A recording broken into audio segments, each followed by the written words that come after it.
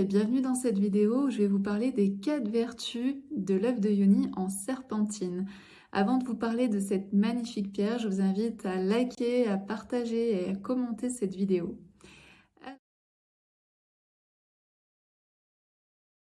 Alors la serpentine, il faut savoir que c'est une pierre qui existe et qui est connue depuis la nuit des temps. C'est une pierre polymorphe et elle est en lien avec plein d'espèces différentes. Donc on peut aller du vert très clair au vert très foncé, mais aussi à de l'ocre.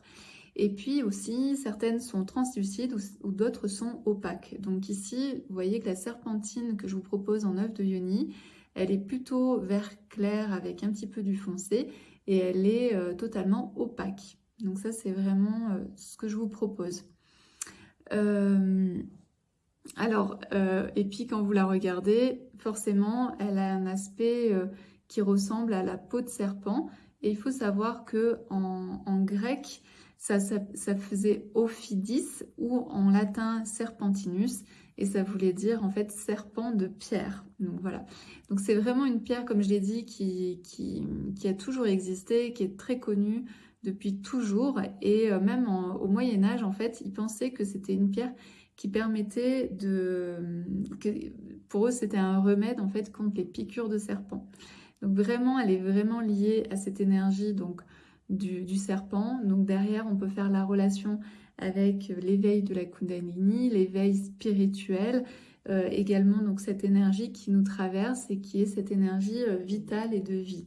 Donc c'est pour ça qu'elle est très intéressante à avoir cette pierre en serpentine parce qu'elle est vraiment en lien avec cette énergie du serpent, cette énergie de la Kundalini.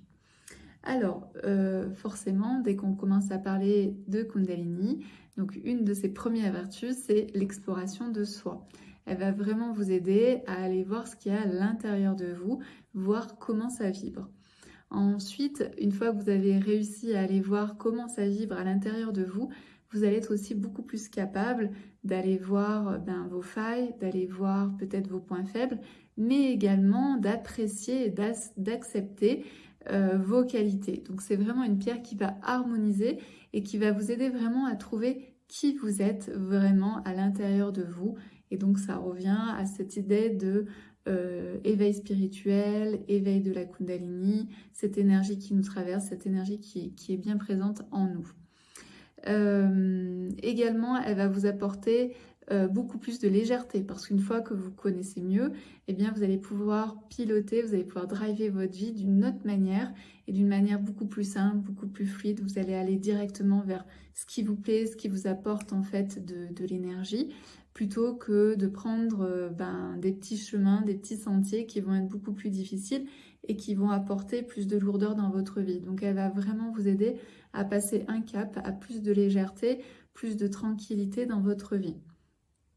Et puis, comme je l'ai dit, comme elle est en lien avec le serpent, elle est en lien avec cet éveil des chakras, de ressentir, en fait, de réussir à ressentir chacun de ces chakras et qui vient en fait éveiller notre spiritualité, qui vient éveiller toutes nos possibilités, nos capacités que l'on a depuis toujours, donc notre spontanéité, notre authenticité, nos talents que l'on a depuis toujours, mais qui étaient endormis. Donc elle a cette capacité à venir réveiller tout ça, à secouer un petit peu le cocotier. Donc c'est une pierre qui est par contre vraiment accessible à tous, hein. C'est pas une pierre que l'on va garder que pour certaines personnes.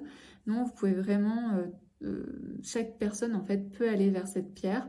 Il faut juste savoir voilà, que c'est vraiment une pierre d'éveil spirituel et de connaissance de soi.